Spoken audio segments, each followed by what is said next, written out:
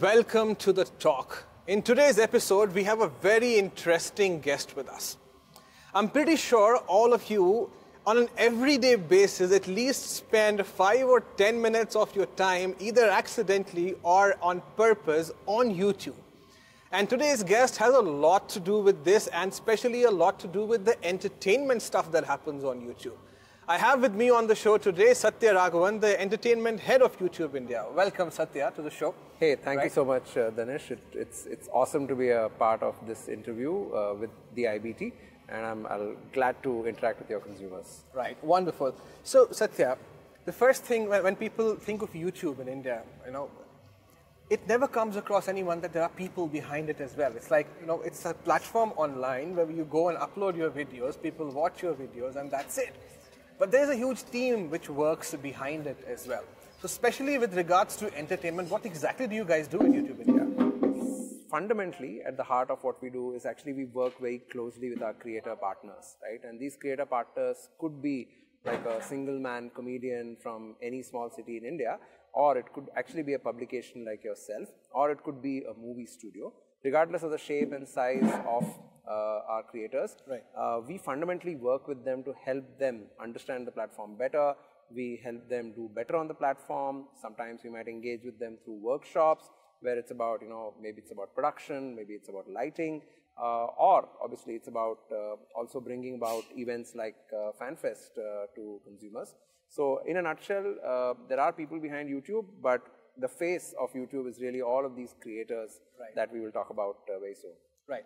Now, talking about YouTube as a platform and its growth in India, of late we have seen phenomenal growth, especially with regards to, as soon as the 4G came in, people had access to the internet, and the data packs became cheaper. People loved consuming videos these days, right? So how has that growth of the internet translated into the growth for YouTube in India?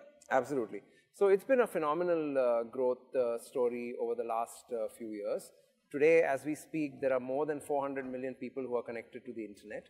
Of those 400, about 330 million actually come to the internet via your smartphone. Right. And within that, there are about 225 million people who come to YouTube on a monthly basis, right? So it's a staggering number, because over half of those 400 million are coming on a monthly basis to YouTube. This growth has really unfolded, as you said. A lot of the growth has come in the last couple of years because of the access revolution that has happened, which has made it easier for consumers, whether they are in small cities or villages or big metros, to consume the internet. And what's really heartening for us is that at the heart of this entire growth story is video, right? So we have not just seen great growth with YouTube, but we've also seen a lot of other platforms come in, fundamentally, which makes it just an amazing time for the consumer as well as the YouTube creator. Right.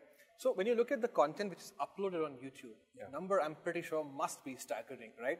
Now, how do you make sure that the quality stands, that the quality checks are done, no pornographic material is out there? So how does that function? Absolutely. So there are over 1 billion hours of content that are actually consumed on a daily basis on YouTube, right? Now that is actually a staggering number. The way it actually works is YouTube has very strong community guidelines in place. So every creator is expected to follow them. But even more interesting is the fact that the consumer out there has the power to flag off a video if he or she thinks that the video goes against their sensibilities or goes against anything that they don't stand for. When such a flag happens, that's when we match it with the community guidelines. And if it is against our community guidelines, then action is taken on that video. The action could be a strike on the video, which would take the video down, or if the channel continues to exhibit such behavior, then the entire channel could go down as well. Right. Now, talking about this FanFest, it's pretty fairly a new thing, right? Tell us more about that. Where did the idea come from? Yeah. What do you expect out of it eventually? Yeah, I mean, glad to talk to you about that. So FanFest is actually a 5-year-old brand. It started in Asia, but now we have FanFest across the world. In India, the first FanFest happened in 2014. It happened in a small venue outside of Bandra Fort. For the next 4 years, we continued to grow in size in Mumbai itself. And about 6 months ago, when we started planning for FanFest in 2018, when we asked consumers where they would like to see FanFest, we got an amazing response from cities like Bengaluru. And as a result, we are now actually doing 5 FanFests. We just concluded the FanFest in Chennai and Hyderabad. And this weekend, we are here in Bengaluru. So in case anyone gets to see this video before 6:30 tomorrow, especially if you're a viewer of IBT, please come and watch, come to the venue here at the White Orchid Convention Hall, and we'll make sure that there are some passes for you as well. Right, wonderful. Now, talking about regional languages, they've become pretty big of late on YouTube. So what is the plan of YouTube India, specifically with regards to the regional languages? Yeah, absolutely. So actually never does a weekend go by when someone from the team is actually not interacting with a creator in cities like Chennai, Hyderabad, Bangalore, even cities like Chandigarh, Calcutta, Cochin, purely because we've seen amazing growth in regional language content, right? And the growth in regional language content is probably a 3 to 4 year old story. South India first picked up the baton from cities like Mumbai and Delhi and started creating content in Tamil, Telugu, Malayalam, Kannada. The rest of the country followed soon thereafter. So we are constantly engaging with regional creators, regional language creators, and empowering them to create better videos. We are also seeing that of those 400 million people who are connected to the internet, 230 million people are actually regional language consumers. So a huge part of the internet actually wants content in their own language. So it's all about, you know, just inspiring someone to say that, look, if you're either talented or if you're passionate about something, you can actually create great content in your own language, and then there is nothing really stopping them from reaching out to their audiences, not just locally, but across the world. What next for YouTube India? What are your plans? So all of 2017, we saw 10 to 12 languages do really well. We saw 10 to 12 verticals of content, right from comedy, food, music, beauty, technology, kids do really well. So 2018 is really going to be about doing more of that.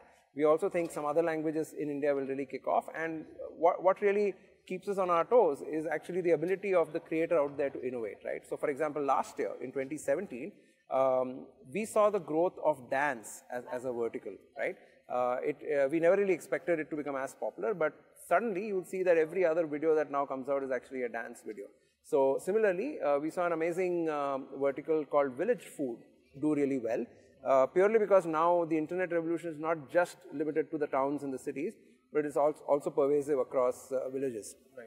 So we saw people shooting videos of their parents, of their grandparents, and in some cases even great-grandparents. Right. Making the traditional food, making food in that traditional, you know, village way. In a earthen pot. Which evokes a sense of nostalgia, I guess, among a whole lot of people, and they're very curious to see how they cook that dish and perhaps even try it out in their own kitchen.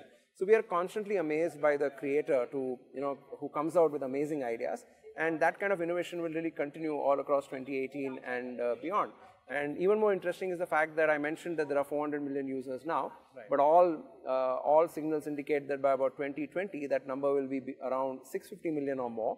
So if someone out there is actually thinking that, hey, you know, it looks like I've missed a whole lot of action, actually not. Your time is now. All you need is a simple mobile phone or a simple camera.